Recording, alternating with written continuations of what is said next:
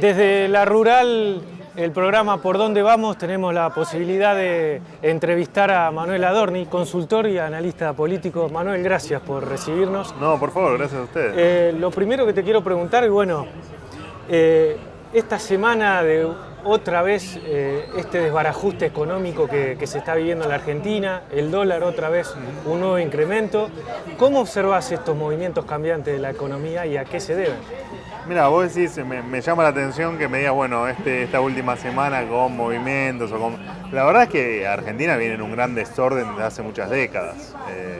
Por supuesto que ahora los problemas no los vas solucionando y se van agravando. Vos tenés muchos problemas estructurales. Como yo digo, vos tenés problemas urgentes y problemas importantes.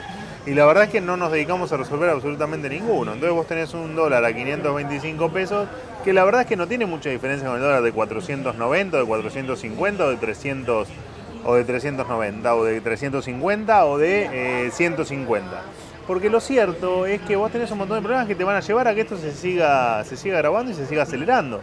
O sea, haceme la nota dentro de 2 meses y vamos a estar hablando probablemente de un dólar a 500 o 600, a 600 o 700, y acá no va solucionando los problemas. Entonces, si a esto le sumas el contexto de la contienda electoral, que van a ser varios meses larguísimos en la Argentina, donde vamos a seguir sin resolver absolutamente nada, y bueno, la verdad es que otro resultado no podés esperar.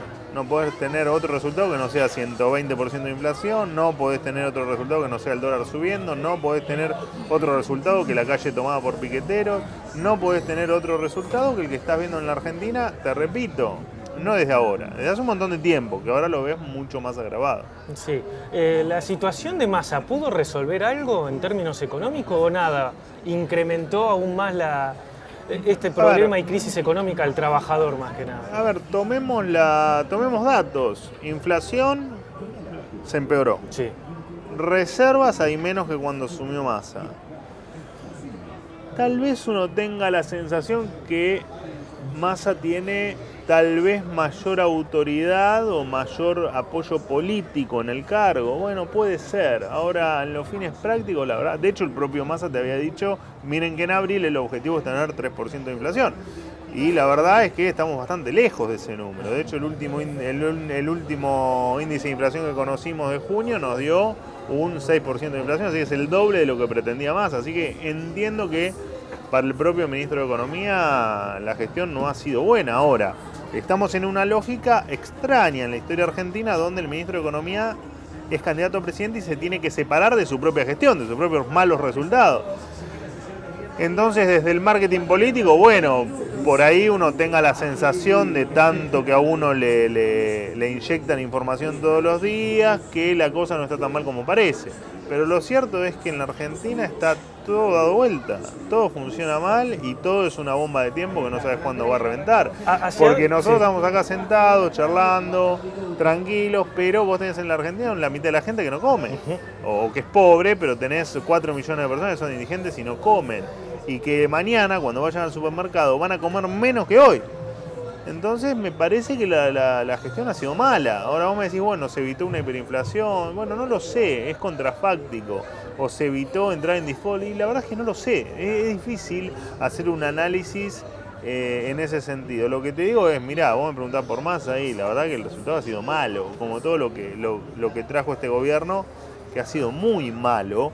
En todos los ámbitos. Yo recordaba ayer o antes de ayer el inicio de la guerra contra la inflación de Alberto Fernández. Sí. Más allá de a destiempo, que recién se había desatado la guerra en Rusia y Ucrania, ya empezaba a morir un montón de gente. Más allá de ese desatino del presidente, desde ese día, desde ese marzo de 2022 a hoy, 170% de inflación acumulada. Alberto acumula 504% de inflación desde que inició el gobierno y casi 600 en alimentos. No tengo manera de encontrarte algún punto positivo. Ahora, vos me decís, bueno, ¿pasó algo más extraño esta semana? Bueno, se pudo haber sumado algún desencuentro adicional e imprevisto con el Fondo Monetario, se pudo haber sumado una escalada de 30 pesos en el dólar que psicológicamente por ahí cuando lo ves te impacta un poco más que si va subiendo de un pesito todos los días. En la Argentina el dólar tiene, el dólar libre, el dólar paralelo, tiene esta lógica de subas escalonadas, está planchado un mes, mes y medio, después te pega un salto y corrige. El dólar, no nos olvidemos, es un bien más. Entonces vos tenés un 6, 7, 8% de inflación, lo menos que podés pretender es que ese sea el incremento. Después, bueno, tal vez se da todo de golpe, entonces te asusta más.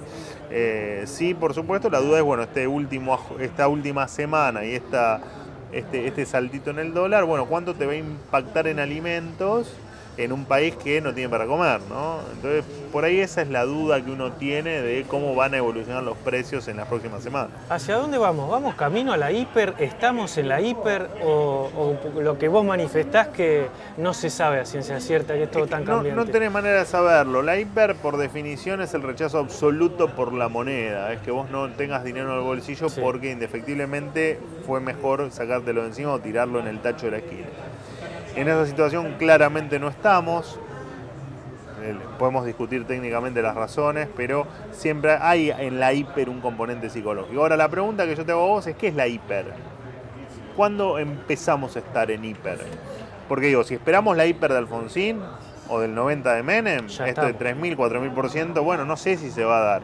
Ahora, vos estás teniendo en muchos rubros 2 dígitos de inflación. Vos estás teniendo 3 dígitos anuales de inflación y vas camino a que eso empiece con un 2. Digo, me parece que estamos en una dinámica inflacionaria muy peligrosa. Si eso desata en una hiper o no, tal como la conocimos, y no lo sé. Lo que yo te digo es, yo hoy me compro un café acá y te puedo asegurar que cuando me vaya de la rural dentro de 10 días, ese café va a estar más caro. Entonces, bueno, no podés vivir. ¿Y por qué no podés vivir? Porque por más que tu salario se ajuste con la inflación o tengas la suerte de que estés protegido contra la inflación, que solo se protegen los que tienen o un salario en blanco o los que de manera independiente tienen el conocimiento suficiente como para protegerse de la inflación. O sea, que el pobre no se defiende de la inflación y el más desprotegido, el que vive en la miseria, o sea, por debajo de la línea de pobreza, tampoco se defiende de la inflación. Pero la duda es, bueno, ¿qué va a pasar con ese aumento del dólar? Si te va a impactar en el precio de los alimentos, con 50% de la gente que tiene dificultades para cubrir sus necesidades básicas, y en definitiva, ¿cuál va a ser la reacción del gobierno? Porque hasta ahora vos lo que viste, ante cada aspecto negativo para la gente que ocurre en la economía, es que el gobierno sale con alguna estupidez. Entonces, si la solución del gobierno va a ser seguir mandando sindicalistas con pechera o gente de la cámpora a revisar supermercados, si la solución va a ser empezar a hostigar a los empresarios y a no autorizarles las importaciones, que ya no lo hacen, pero si les complican más la vida a los empresarios, y bueno, esto se va a poner más feo. Yo creo que acá la esperanza es la expectativa, como pasa siempre en la economía. Vos en la economía las cosas las hacés no por lo que pasa hoy, sino por lo que crees que va a pasar mañana. Pero el gobierno nunca generó expectativa, ¿no? ¿A los empresarios o a los productores? No, creo que en algún momento hubo un sector que tuvimos alguna fantasía de un Alberto Fernández tal vez un poco más moderado, o que en la lógica política el albertismo extermine al cristinismo, cosa que no pasó nunca porque el albertismo nunca existió y porque Alberto Fernández por alguna misteriosa razón políticamente no quiso resurgir como una especie de nuevo movimiento político dentro del kirchnerismo, dentro del peronismo, dentro del justicialismo, ya ni sé cómo se llama. Y creo que desaprovechó una oportunidad de oro que fue los primeros 15 días de pandemia, ¿no? Que fue cuando tenía una imagen positiva del 80%, que podría haber hecho cualquier cosa. Y lo que hizo, en vez de ir contra el kirchnerismo más rancio, más feo, más dañino, y si se quiere pensar un país distinto, yo no esperaba que haga eso, pero digo, ese era el momento para hacerlo, el tipo que hizo, y bueno, salió a tratar de estatizarte Vicentín. Y bueno, y a levantarte el dedo y decirte que si no cumplías con una normativa que él mismo no cumplía, porque estaba con las fiestas en Olivos, que te iba a secuestrar el auto y que te iba a castigar y que te iba a caer todo el peso de la ley. Bueno, tuvimos un presidente que casi no fue presidente. Claro, pero vos ahí tomás en cuenta lo que fue el fallido de Vicentín, y este fallido de Vicentín para el kirchnerismo, digamos, porque querían que vaya y que se profundice. Sí, de hecho yo creo que en algún mundo fue un quiebre eso, claro, en la lógica del gobierno, porque no era tanto por Vicentín, sino era por la bandera nacional y popular de tener una agroexportadora, alguien que supuestamente le da de comer a los argentinos a precios caros, que pase a mano del Estado.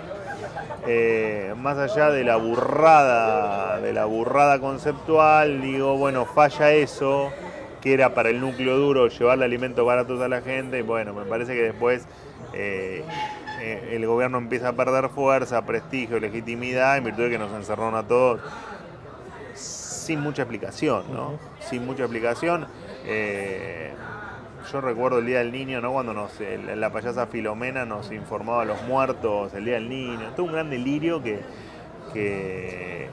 bueno, yo creo que Alberto Fernández tiene que el 10 de diciembre agradecer que terminó el mandato y agradecer que somos un pueblo democrático y que respeta la Constitución y fue quedará en la historia como el peor presidente de la historia, al menos de la etapa democrática, seguro que el peor.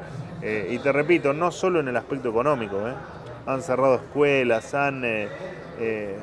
lo que toques de la Argentina está devaluado, desgastado y feo. ¿Pero eso fue el albertismo o el kirchnerismo en sí? No ¿Le hizo sé, más daño el kirchnerismo a Alberto que la oposición a mí no Alberto? me importa, ahí el que es presidente. Mira, yo una vez estuve con Menem tomándome un café en 2018, algún año antes de que muera,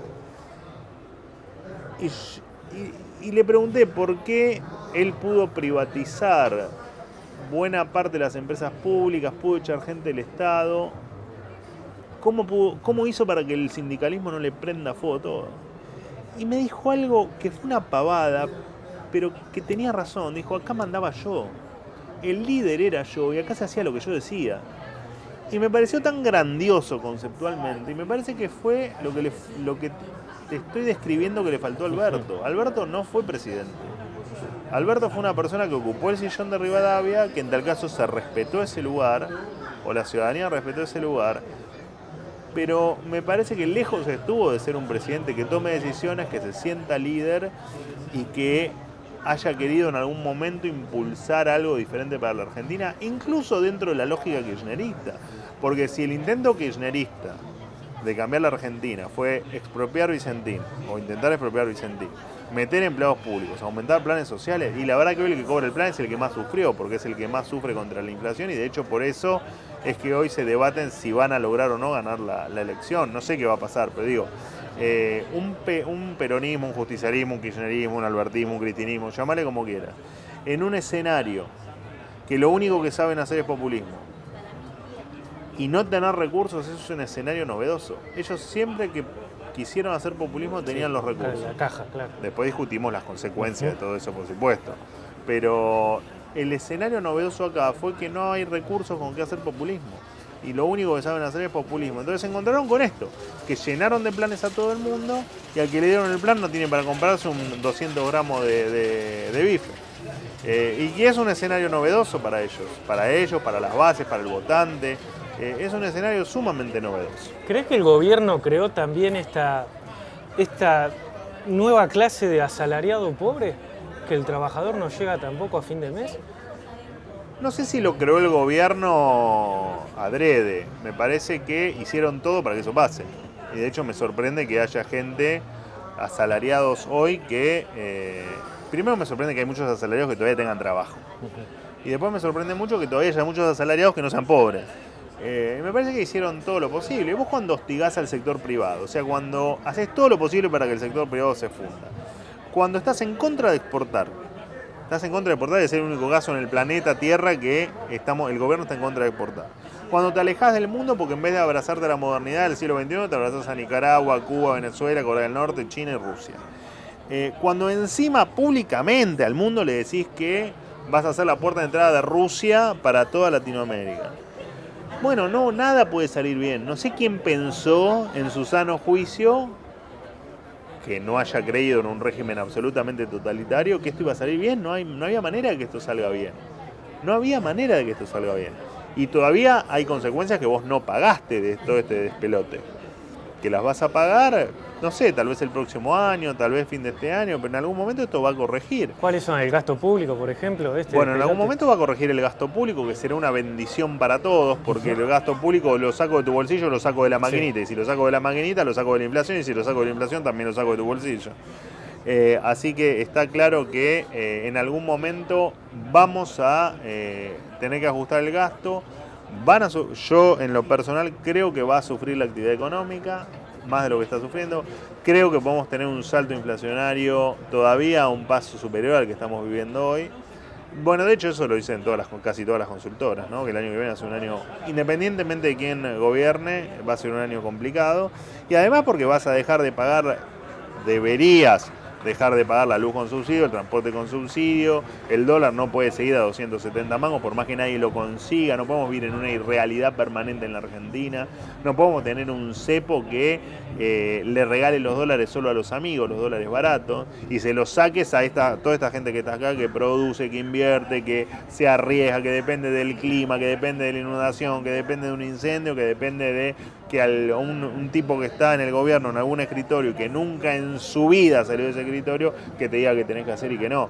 Entonces, oportunidades hay muchas, porque vamos al aspecto positivo, digamos.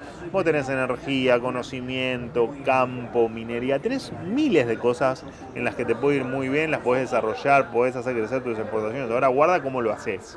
Si te voy a poner un revólver en la cabeza a vos para que plantes un arbolito más, ese no es el camino y vas a seguir fracasando.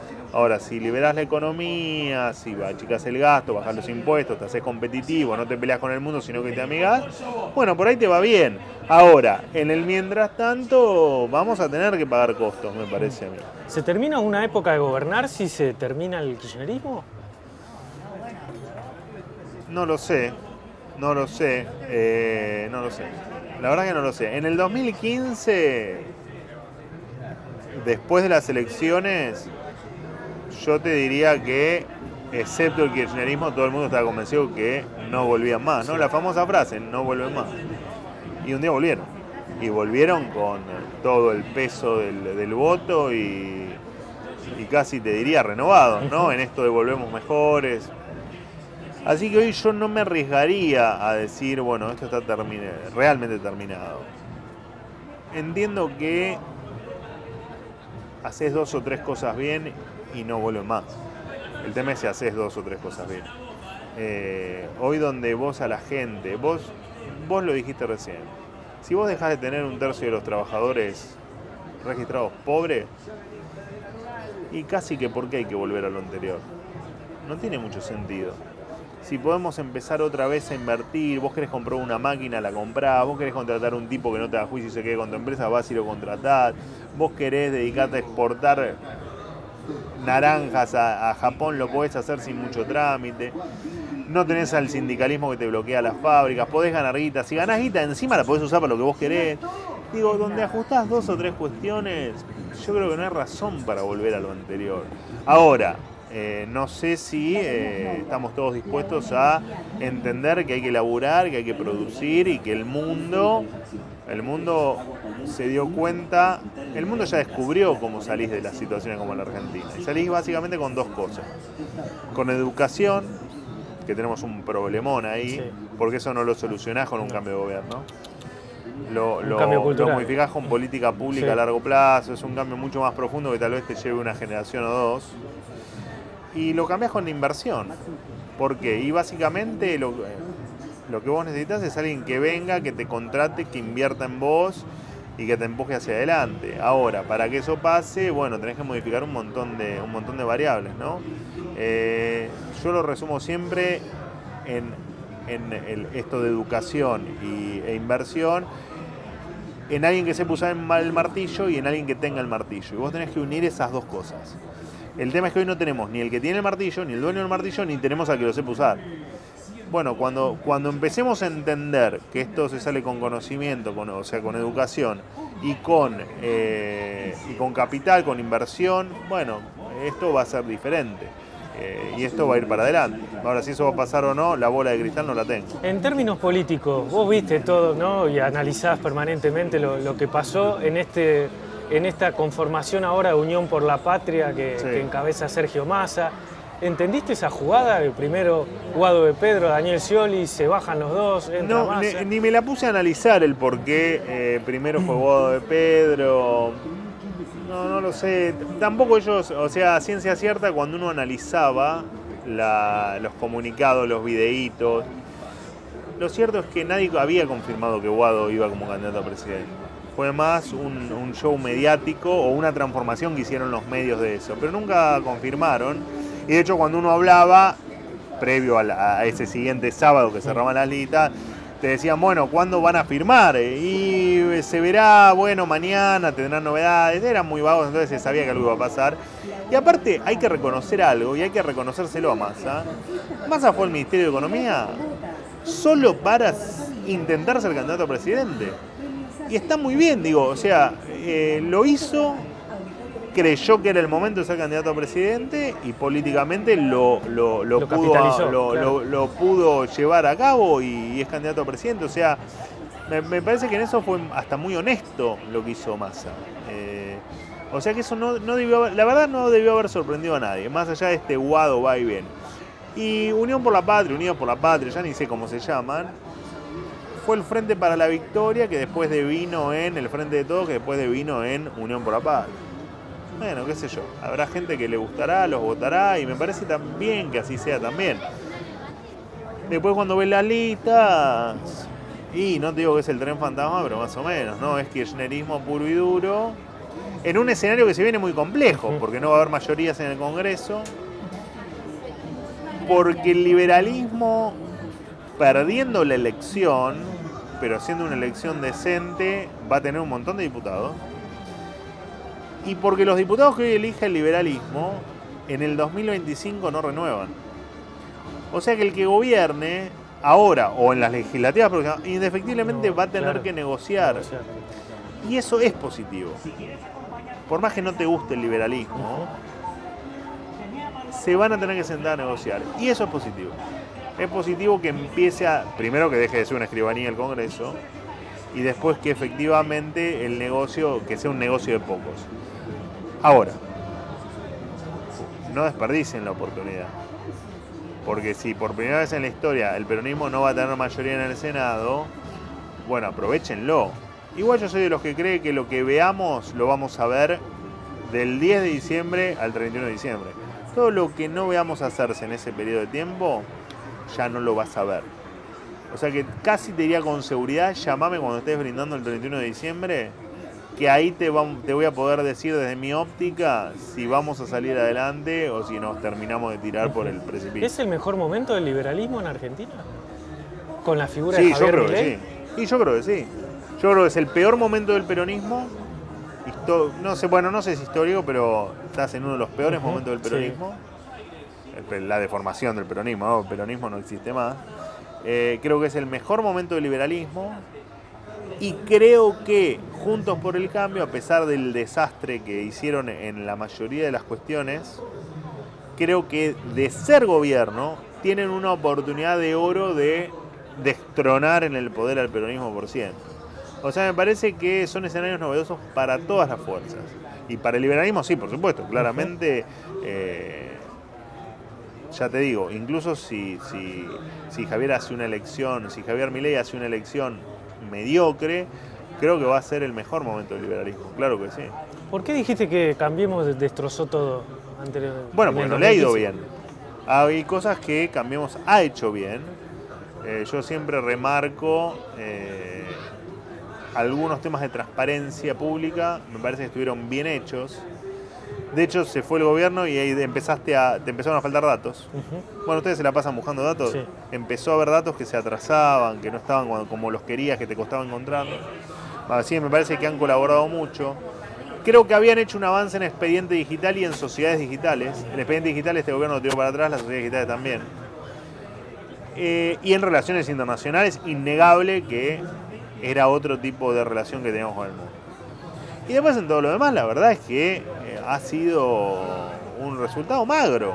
Tuviste la inflación, no lo resolviste, tuviste problemas con el comercio exterior, terminaste con cepo. Me parece que no funcionó. Me parece que no funciona, lo que no quita que que tal vez tengan revancha. Claro. Ahora, si lo va a funcionar o no, la verdad que no lo sé. Esa revancha, pero vos ves la pelea que están teniendo en Juntos por el Cambio, que a veces no se entiende en este proceso de interna. No, pero yo en las peleas internas yo nunca las entiendo desde el afán del poder por el poder mismo. Y por ese deseo de destruir al otro como única manera de supervivencia. Pero después la verdad es que si Larreta está peleado con Burri, no lo sé, no me consta, no me interesa y la verdad me importa poco con un 50% de pobres, que soy completamente honesto. Yo lo que quiero es, vos vas a tener más seguridad, vos asegurame que yo, no sé si el 10 de diciembre, pero asegurame que al poco tiempo en la esquina yo no me muero más, que se empieza a morir el chorro. Al margen de las peleas internas. Asegurame que, no de un día para el otro, pero asegurame que yo voy a tener un mejor empleo, capaz si tengo, por supuesto, el nivel educativo para tenerlo, o el nivel de conocimiento para tenerlo, que voy a ganar más y que esa ganancia va a depender pura y exclusivamente de mi esfuerzo. Asegurame que no voy a mantener más ñoquis, y eso sí, hacemelo el 10 de diciembre. Eso sí, hacemelo el 10 de diciembre. No hagas como la última vez que me echaste a 500, te agarró el sindicato, contrataste 250 otra vez. Terminemos con los ñoquis, terminemos con los piqueteros y terminemos con todo este negocio que hay, que es un negocio de la pobreza de unos pocos. Asegúrenme eso. Entonces, yo creo que las peleas internas, si son solo peleas internas, bueno, qué sé yo, hagan lo que quieran. Ahora, el 10 de diciembre asuma Javier, asuma Patricia, asuma Horacio o asuma Sergio, Néstor iba a decir, mirá el acto fallido, asuma quien asuma, el 10 de diciembre yo quiero el paquetazo de leyes que entre al Congreso con todos los cambios que necesitamos para hacer una sociedad normal y con sentido común, porque no pedimos otra cosa, no pedimos ser Suiza, no pedimos ser Estados Unidos, Japón o Alemania. Pedimos tener un poquitito de sentido común. Que el que labure, lo dejen laburar y ganar guita, que el que quiere invertir le aseguren su derecho de propiedad y que no va a venir un sindicato o un empleado a afanarles todo y que se lo van a permitir. No quiero más piqueteros y no quiero más un montón de cosas de un país subdesarrollado como este, que no puede ser que no nos animemos a ir de noche al conurbano porque pensamos que nos van a pegar un tiro, pero es absolutamente demencial. Demencial que un policía mate un chorro y termine preso el policía, pero estamos todos locos, muchachos, ¿qué nos pasa? Ahora, esta es la descripción que hago como ciudadano. Si va a pasar o no, bueno, no lo sé, y si Juntos por el Cambio está capacitado o con la decisión para hacerlo, tampoco lo sé. Ojalá que sí, y ojalá que, ya te digo, asuma Massa, asuma Patricia Bullrich, asuma Larreta o asuma Milei. De lo demás no te los nombro porque son marginales. Bueno, que efectivamente estén decididos a hacer los cambios que hay que hacer, porque creo que la sociedad los va a apoyar. ¿La dolarización es factible en la Argentina? ¿Estás de acuerdo vos? Mira, yo creo que es una discusión absolutamente inconducente hoy. Yo creo que es posible la dolarización, creo que es una de las alternativas, pero me parece que es inconducente la discusión, porque es el último paso. No es el primer paso. Bien. Lo que pasa que a veces ocurre que lo que llega a los oídos de la gente es el 10 de diciembre estamos todos con dólares en el bolsillo. Y tampoco es la idea al menos el proyecto de dolarización de Emilio Campo. Lo que sí me parece que es lo último que tenemos que discutir en la Argentina es la dolarización. Vos antes tenés que hacer tantos cambios que me parece que hay un largo trecho por recorrer. ¿Y cuáles son esos cambios que hay que hacer para que la Argentina prospere? Bueno, vos en principio lo que tenés que hacer es una profunda reforma del Estado. Vos tenés que hacer una reforma económica bien profunda acá. Vos tenés que reformar primero el sistema impositivo argentino, que es lo más nocivo para con el sector privado que pueda haber en el planeta Tierra. Tenés que reducir no solo la carga impositiva, no solo la platita que sale de tu bolsillo para pagar impuestos, sino que hay que reducir la burocracia, las regulaciones, toda esta cosa que no sabés. Hoy vas a liquidar un impuesto y no sabés ni cómo hacerlo porque es súper engorroso. Y tenés ahí un problema para el que asuma con ingresos brutos y todo el desmanejo que hay en las provincias, porque claramente es jurisdicción provincial, así que ahí si no vas a un pacto fiscal con las provincias estás complicado. Y hay que ver si los gobernadores están a la altura de hacer un pacto fiscal. Vos me dirás, bueno, pero en el 2017 lo hicieron el pacto fiscal. Sí, pero los 2 años estaban, los mismos tipos estaban firmando la anulación de ese pacto fiscal. Así que tengo mis dudas de que eso se pueda hacer. Pero tengas una gran reforma impositiva, una gran reforma laboral. Las leyes laborales actuales están pensadas cuando había un 80% de trabajos que hoy ya no existen. Tratás en el siglo XXI con leyes que se parecen más al siglo XIX y que son del siglo XX y que nunca se han ayornado a la modernidad, más que ponerle cada vez más multas y más posibilidades de inventar excusas de despido al empleado, multas y cosas que lo único que hicieron fue fundir al empresario y hacerlo escapar de la Argentina. Así que una gran reforma impositiva, una gran reforma laboral, una reforma monetaria, que después discutiremos si es dolarización, si es, qué sé yo, lo que le quieras hacer, pero claramente esto de que un político tenga la maquinita de hacer billetes quedó demostrado que no va más. Y no va más no por la inflación per se, sino por lo que la inflación genera en el que menos tiene y por lo que la inflación genera en el que nosotros dos tratemos de hacer un contrato a 1 año, a 2 años, que podamos prever, que podamos proyectar y que podamos invertir. Y después tenés que ir a un montón de reformas en seguridad, en materia de seguridad exterior o de cómo haces para luchar contra el narcotráfico y contra el consumo de drogas, porque vos, esto es un mercado, vos de un lado tenés la oferta que es el narcotraficante y del otro lado tenés un tipo que si no existe ese narcotraficante se va a ir nadando hasta donde está el narcotraficante y se va a cruzar el océano para conseguirlo. Entonces tenés un problema de salud pública muy importante y tenés que hacer claramente una reforma del Estado en términos de gasto público muy fuerte. A ver, no soy el candidato a presidente, digo, tenés 1500 cosas para hacer, que te repito, esperemos que,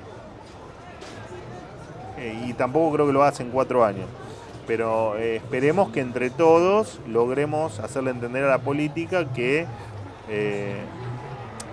en los países del mundo, ¿qué te pasa? En los países del mundo todos tienen definido dónde van, los países dicen, bueno, nosotros vamos a Mar del Plata. Después en tal caso gobernás vos y decís, che, vamos en auto a Mar del Plata, o gobierno yo y te digo, mira, vamos en tren, y gobierna otro, el camarógrafo, y te dice, vamos en avión. Son matices, pero hacia dónde vamos, el lugar a donde tenemos que llegar es el mismo. Acá el problema es que asume uno y te dice, vamos a Mar del Plata. Asume otro, o ni siquiera eso. Hay elecciones a los 2 años legislativas y te dicen, bueno, ahora me voy a Mar del Plata, nos vamos a Viedma. Y después otro te dice, no, pará, vamos a Misiones. Entonces nunca vamos a llegar a ningún lado, porque nunca vamos a ningún lado los argentinos. No sabemos a dónde estamos yendo. No sabemos a dónde estamos yendo. De hecho, el gobierno no sabe a dónde está yendo ahora. No tiene la más remota idea de qué hacer más que sobrevivir hasta mañana. Entonces, si logramos hacerle entender a la política que queremos otra cosa, que después de las elecciones te digo si queremos otra cosa, no estoy hablando por mí, no estoy hablando por la sociedad toda, pero si le hacemos entender a la política que queremos otra cosa, bueno, por ahí tenemos un proyecto de país. Ahora vos me decís, basándome en la historia, ¿qué pienso? Y pienso que seremos otro experimento fallido a partir del 10 de diciembre. El próximo, el gobierno que ya está de salida, ¿cree que se va a refugiar en provincia de Buenos Aires con esto que están armando? Sí puede ser, es una gran caja la provincia de Buenos Aires, tiene que ganar Kicillof. El amigo Kicillof. Puede ser. No necesitan la provincia de Buenos Aires, digamos, se pueden refugiar en Moreno, en La Matanza, en bastiones históricos. Tampoco me importa, digo, a ver, yo quiero vivir tranquilo, y si vivimos tranquilos y tenemos... Pero ese es el tema, porque digamos, el gobierno opositor que venga va a tener una oposición de esta peronista kirchnerista que ya se sabe cómo se maneja. ¿Pero qué es, tirarte piedras o es incendiarte la calle? Si es eso es lo de menos, porque si la política está decidida, o te mete en cana o te reprime. Hay que dejar de tenerle miedo a la palabra represión, a la palabra meterte en cana o a la frase meterte en cana. Hay que dejar de tenerle miedo al orden. Acá nos dejamos de hablar de orden. No lo digo orden, es la palabra que usa Juntos por el Cambio como eslogan. Pero le perdimos el valor al respeto, al cumplir la ley.